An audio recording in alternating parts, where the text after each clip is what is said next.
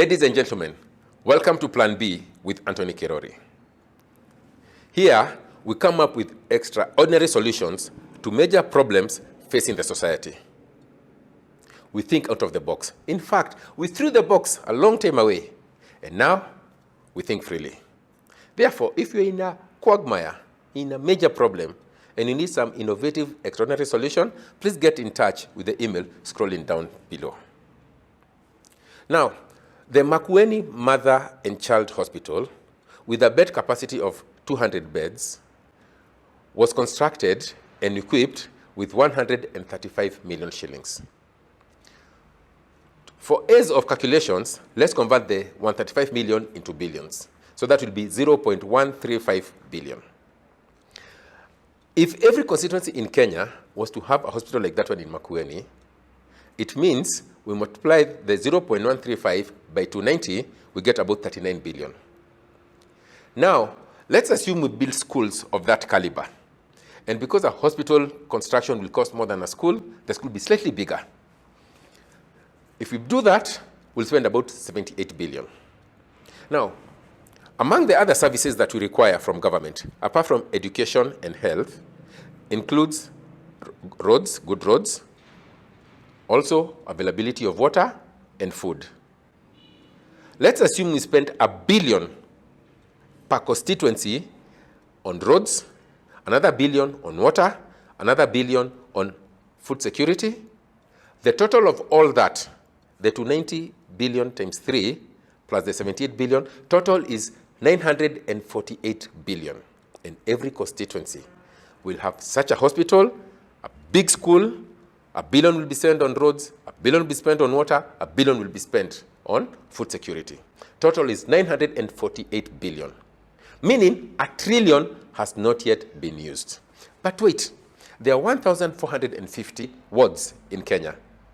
290 times 5 is 1,450. Therefore, if you take the 948 billion, multiply by 5, so that every ward will have such a hospital, schools, $1 billion spent on water, $1 billion spent on roads, and $1 billion spent on food security per ward, that will be 4.7 trillion. But our debt is 11 trillion. And these things that I've mentioned are not on the ground. So I wonder, where did the money go? Where is the money? Now, here at Plan B with Anthony Kirori, we think the best way forward is for Parliament to conduct an oversight to find out what the money is. I'm therefore going to file a petition to Parliament to do a forensic audit of this 11 trillion. Where did the money go? Because maybe the money came from World Bank or IMF or wherever.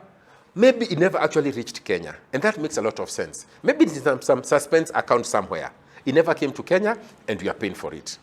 However, a forensic audit will show if the money never came, and if it did come, where did it go to? And how was it used? If it was misused, if it was stolen, the forensic audit will show.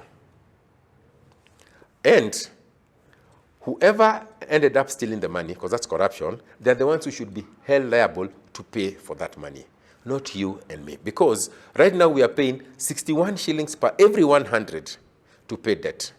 But if you conduct the forensic audit, maybe you'll find our debt exposure is maybe 10 shillings per 100.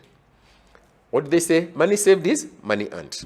Therefore, as Plan B, at Plan B with Anthony Kirori, these are recommendations. 1, I'll file a petition to Parliament for forensic audit for the 11 trillion to be done.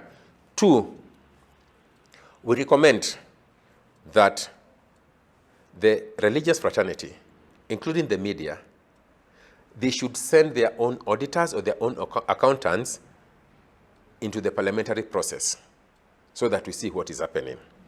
And then also, let's include observers from Gen Z and even the millennials, Gen X, baby boomers, so that we see what is happening. And also, because we are the originators of the idea, representatives of Plan B with Anthony Kirori should be there to say, present sir, present madam. And the last thing is this. As this process is going on, we are going to petition Parliament that no more loans should be taken from anywhere until the process is completed. We do this, we believe this will help to take our country to a bigger and better trajectory. As we wind up, let me give you a sneak preview of what our next show will be about. This finance bill, we believe the President and the government, including the Parliament, made a big mistake when enacting this finance bill.